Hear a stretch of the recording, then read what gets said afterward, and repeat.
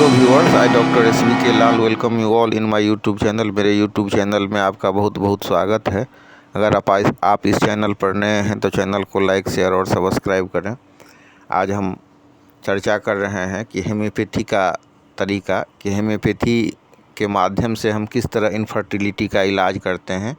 आज हम इस पर चर्चा कर रहे हैं। साथ ही हम कुछ नुस्खा भी आपको बताएंगे जिससे कि मतलब बहुत सहज ढंग से इनफर्टिलिटी का इलाज हो सके।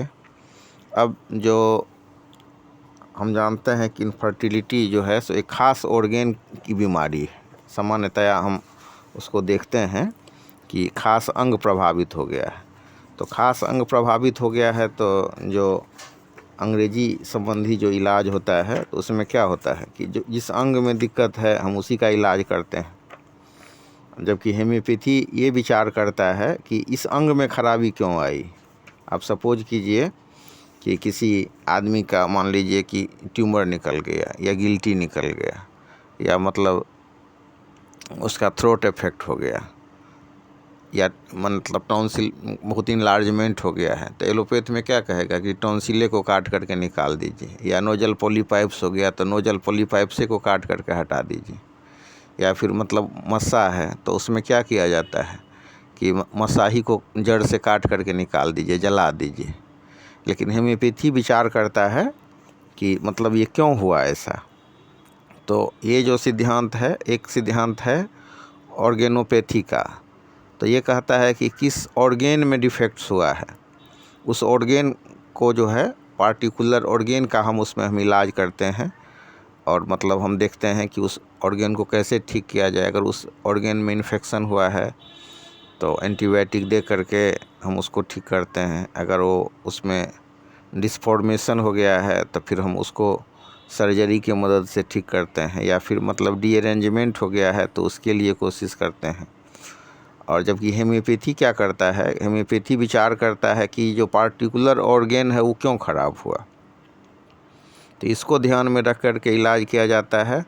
तो वो जो ऑर्गेन में डिफेक्ट्स आ गया है वो भी सही हो जाता है। और साथ ही जिस कारण से मतलब ये खराबी आई है उस कारण का निवारण हो जाता है। यही कारण है कि जो मतलब बहुत कई बार हम देखेंगे कि बहुत कठिन कठिन जो मतलब बीमारी सब है वो होम्योपैथी के मदद से ठीक हो जाता है। चाहे बाइकार्नेट यूट्रस हो या मतलब जो बल्कि यूट्रस हो या मतलब यूट्रस का साइज बढ़ जाए या बियरिंग डाउन सेंसेशन हो।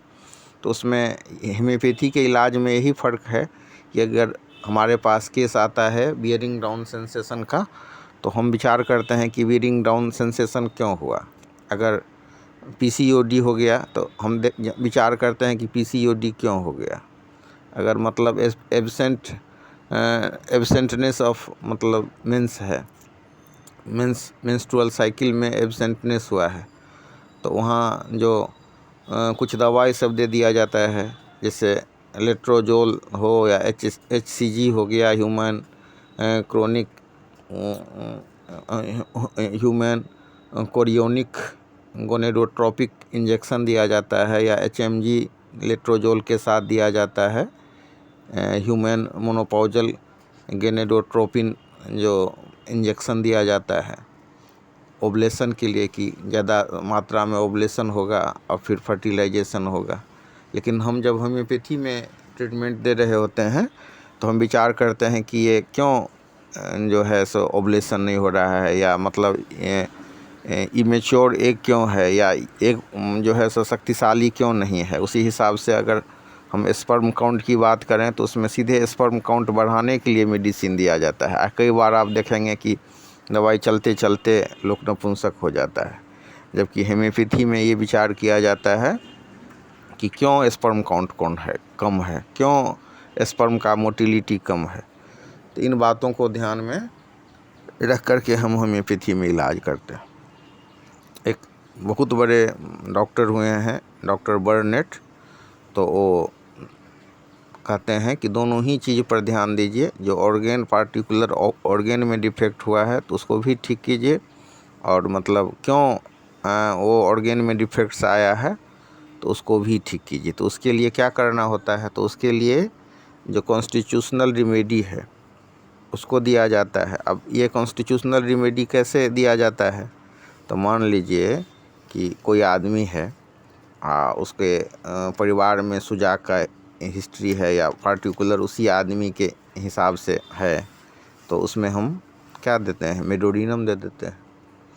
अब कोई आदमी है, कोई महिला आपके पास ट्रीटमेंट के लिए आई और उसमें बच्चा ही से उसको सर्दी जुकाम का मतलब शिकायत है उसको, या परिवार में किसी को कॉक्स हुआ हो, ट्यूबरकुलोसिस हुआ हो, तो फिर ऐसे मामले में हम क्या करते हैं? हम ट्यूबरकुलिनम एक खुराक दे देते हैं, उसका केस हिस्ट्री करते हैं। इसी हिसाब से मान लीजिए कि कोई आदमी है जिसको मतलब वैक्सीनेशन हुआ, वैक्सीनेशन के बाद ही से वो एकदम बीमार पड़ता रहा, उसके बाद ही से उसको सारा ये प्रॉब्लम शुरू हो गया, उसके बाद ही फिर मान लीजिए वो सेकेंडरी इनफर्टिलिटी से सफ़र कर रहा हो, तो उस केस में हम फिर उसको थूजा दे देते हैं। तो इस हिसाब से हम जो ऑर्गेनोपैथी का जो सिद्धांत है कि जिस ऑर्गेन में बीमारी हुई है उसको ठीक करना है, तो होम्योपैथी में हम उस ऑर्गेन को तो ठीक करते ही हैं, और उस वो ऑर्गेन में डिफेक्ट क्यों आया उसको भी हम ठीक करते हैं। तो इस हिसाब से दवा का सिलेक्शन होता है। इस हिसाब आधार पर हम मेडोरिनम, सल्फ़र, थूजा और मतलब जैसे सिफलिनम, सोरिनम, ट्यूबरकुलिनम जैसा जो स्ट्रॉन्ग डीप एक्टिंग मेडिसिन है उसका 1-2 खुराक यूज करते हैं।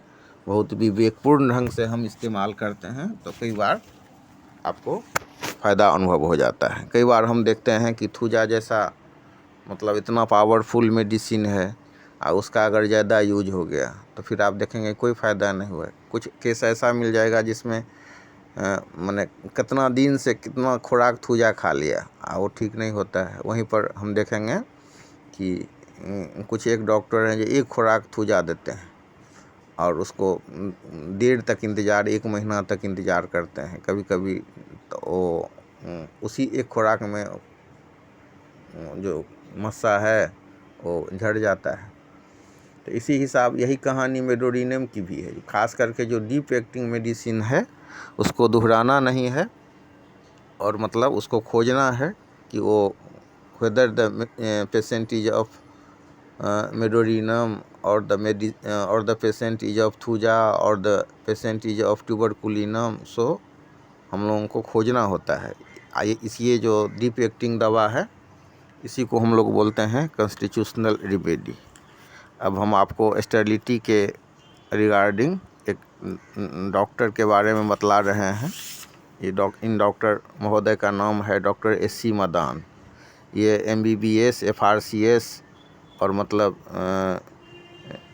USA से इनको ये डिग्री लिए हैं, MNCH का डिग्री लिए हैं, और मतलब नॉर्वे में ये ENT के विभागाध्यक्ष रहे हैं। सर्जन, बहुत अच्छा सर्जन भी हैं, कहने की बात नहीं है। जो FRCS हैं तो सर्जन होंगे ही अच्छा। उन्होंने एक किताब लिखी है, आप इस किताब को देख सकते हैं कि where allopathy fails homeopathy can cure. उसी का हिंदी अनुवाद है, एलोपैथी है बेअसर जहाँ आजमाइए होम्योपैथी वहाँ। पुस्तक महल से इस किताब का प्रकाशन हुआ है।